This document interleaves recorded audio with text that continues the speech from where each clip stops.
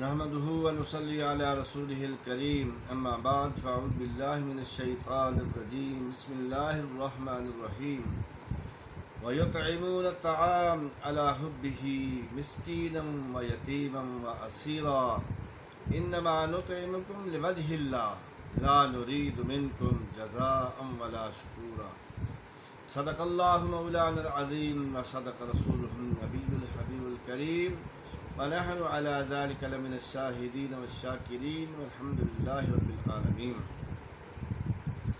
رب کریم فرماتے ہیں وَيُطْعِمُونَ الطَّعَامَ عَلَى حُبِّهِ مسکین و یتیم و اسیرا، مسکینوں کو، یتیموں کو اور قیدیوں کو کھانا کھلایا کرو صرف اللہ کی رضا کے لیے، اور جن کو کھانا کھلانا ہے ان سے کسی قسم کی بھی امید نہ رکھیں کہ یہ ہمارے کام آئیں، کیونکہ آپ نے تو اللہ کی رضا کے لیے کھانا کھلایا ہے، اور کھانا کھلا کر آپ یہ سمجھیں یہ ہمارے کام آئے، ہماری تابع داری کرے، ہم اس کو غلام بنا لیں، وہ اس کھانے کا کوئی فائدہ نہیں ہے۔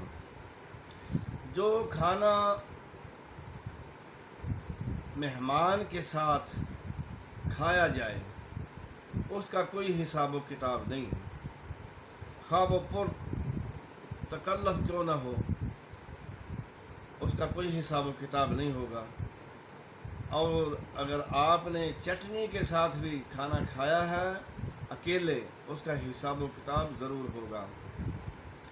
حضرت ابراہیم علیہ السلام اس وقت تک کھانا نہیں کھاتے تھے جب تک کسی مہمان کو اپنے دسترخوان پر بٹھا کر اس کے ساتھ مل کے کھانا کھایا کرتے تھے۔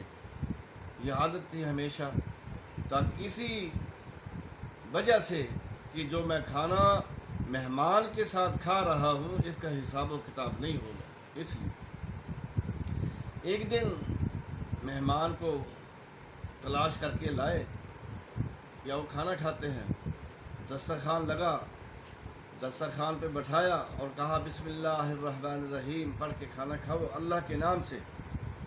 اس مہمان نے کہا اللہ کون؟ میں نہیں جانتا اللہ کون اللہ ہے۔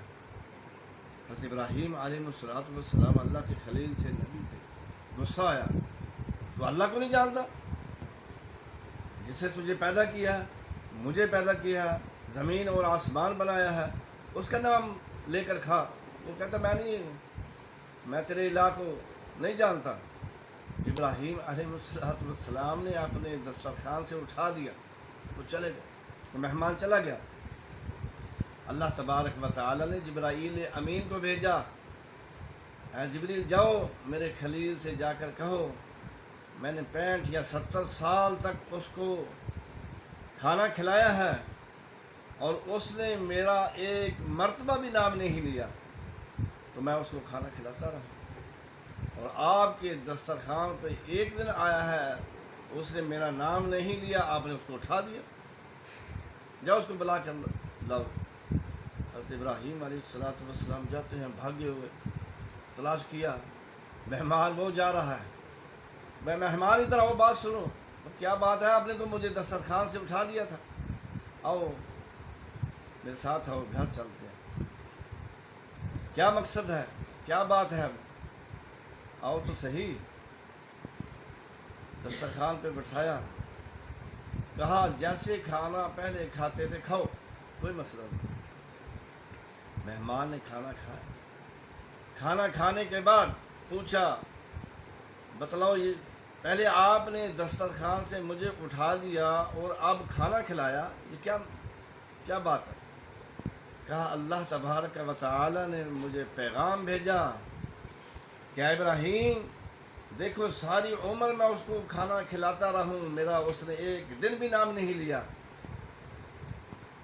میرا بھی تو حوصلہ ہے، میں اپنے دشمنوں کو کھانا کھلاتا ہوں جو میرا ایک دن بھی نام نہیں لیتے، حالانکہ میری ایک ہی نعمت کا بھی وہ شکریہ ادا نہیں کر سکتے۔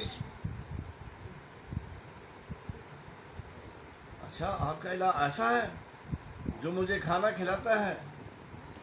پھر ایسا کرو مجھے بھی کلمہ پڑھاؤ اور اپنی جماعت میں جو آپ کا الہ ہے، آپ کا خدا ہے، اس جماعت میں مجھے بھی شامل کر لو۔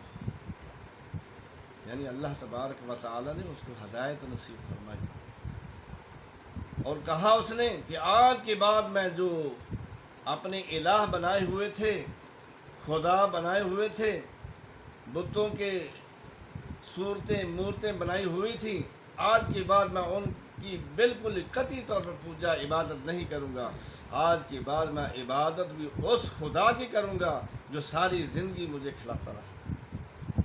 یہ بھئی آج کا ہمارا یہ سبق ہے کہ مہمان کو کھانا کھلائیں اور اپنے حساب و کتاب جو کھانا ہے اس حساب و کتاب سے بھی بچیں، اور مسکین کو، یتیم کو، قیدی جو ہوتے ہیں یہ بھی رحم، ان پہ بھی رحم کیا جائے، کہ ان کی پرسان حال کوئی نہیں ہوتا کہ جیلوں میں پڑے ہوئے ہیں، تھانوں میں پڑے ہوئے ہیں، یا اور کہیں ایسے مقام پر ہیں جو قید ہوئے ہیں، ان کو بھی کھانا کھلانا ثواب ہے۔ اللہ کا قرآن کہتا ہے، یہی آج کا یہ سبق ہے۔ اللہ تعالی ہم سب کو مسکینوں، یتیموں اور قیدیوں اور مہمانوں کے ساتھ کھانا کھانے کی اللہ توفیق عطا فرمائے، اور اپنے جو ہمارا جو مال و دولت ہوتا ہے اس کو اپنے راستے میں خرچ کرنے کی توفیق عطا فرمائے۔ آمین۔ آخر دعوانا الحمدللہ رب العالمین۔